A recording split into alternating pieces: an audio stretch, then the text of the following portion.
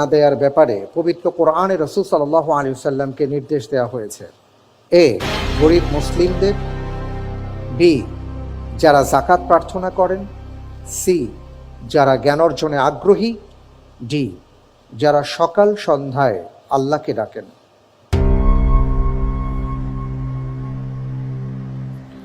রাসূল সাল্লাল্লাহু আলাইহি ওয়াসাল্লাম তাকে আল্লাহ সুবহানাহু ওয়া তাআলা নির্দেশ দিয়েছেন, এখানে যে 4 শ্রেণীর ব্যক্তিরা আছেন তাদের মধ্যে এমন এক শ্রেণী আছেন যাদেরকে যেন দূরে ঠেলে না দেয়া হয়। তারা কারা?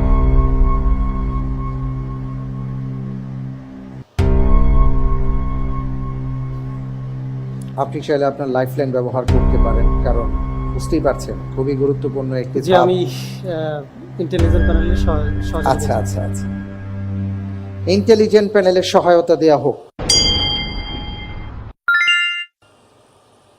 আমরা ভাইকে এভাবে ক্লু দিয়ে সহায়তা করতে পারি, হাদিসে যাদেরকে জীবিত ব্যক্তির সাথে তুলনা করা হয়েছে এই হাদিসের সাথে সঠিক উত্তরের মিল রয়েছে।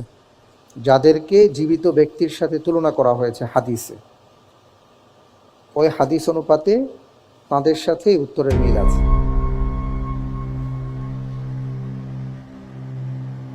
জি ইনশাআল্লাহ,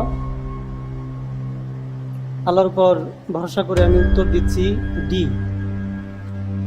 জি জি লক করে দিব। জি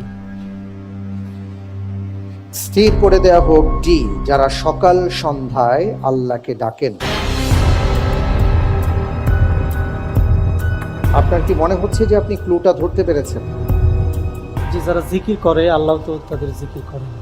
জি, যারা আল্লাহকে স্মরণ করেন আল্লাহ তাদেরকে স্মরণ করেন। ওনারা বলেছেন যে যাদেরকে জীবিত ব্যক্তির সাথে তুলনা করা হয়েছে। যে তারা জীবিত, তাদের অন্তরটা জীবিত থাকে যারা। আপনি সেটাই বুঝতে পেরেছেন। জি আপনি যে উত্তরটি দিয়েছেন সহায়তা নিয়ে ইন্টেলিজেন্ট প্যানেলের, আপনার উত্তরটি সঠিক উত্তর। আলহামদুলিল্লাহ। জি, আল্লাহ সুবহানাহু